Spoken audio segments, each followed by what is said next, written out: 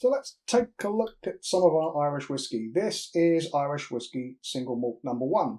It's our second batch. It's a 13-year-old and it is from an undisclosed distillery. We don't name the distillery on this label.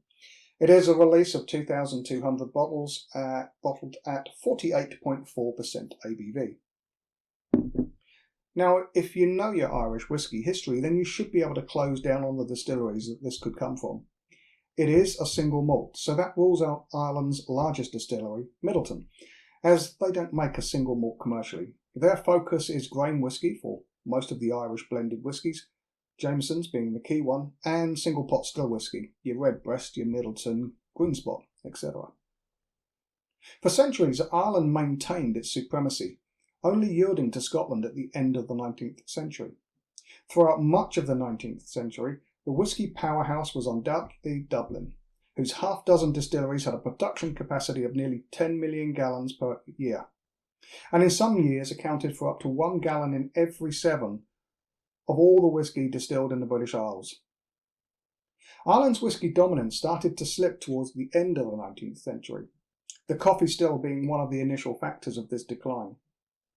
Although Aeneas coffee was Irish, it was the Scots that really picked up on the production of grain whisky, and subsequently onto blended whisky, something the Irish distillers were set against.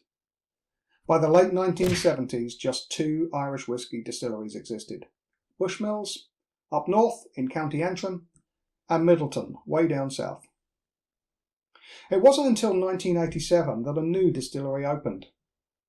The Cooley distillery really was the seed for the rebirth of Irish whisky, although it took a good few years until the next distillery came online in Ireland, 2004 to be precise.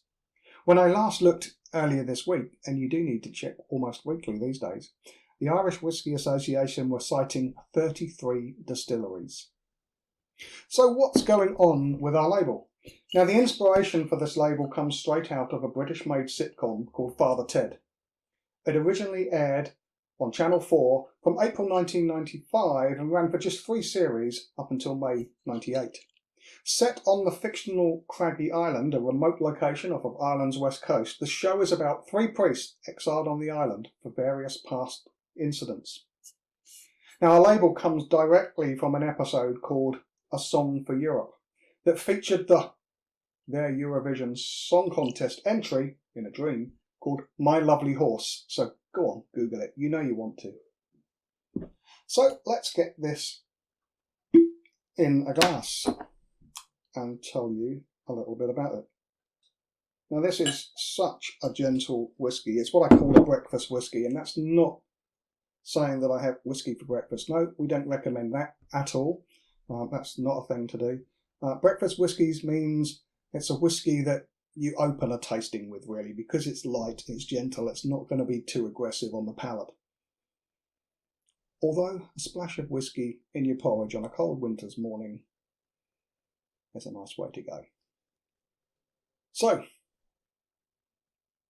I mean, really, this is one of your 5 a day here. It is so fruity. Fruity and floral, banana skins, melon, little sip.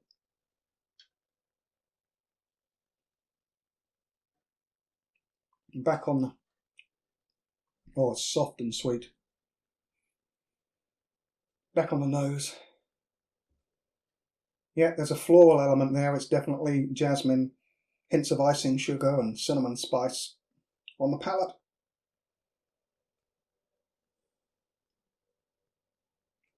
Also fruity again, cantaloupe melon, sweet brown sugar, and there's a little bit of warming woody spices that follow.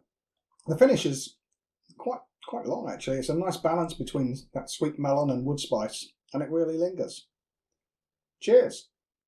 So that's a bit about our Irish single malt number 1. We have an Irish single malt number 2, and we also have a single malt Irish whisky. All of them unnamed. But I hope you enjoyed My Lovely Horse. I'm going to have another sip. Cheers.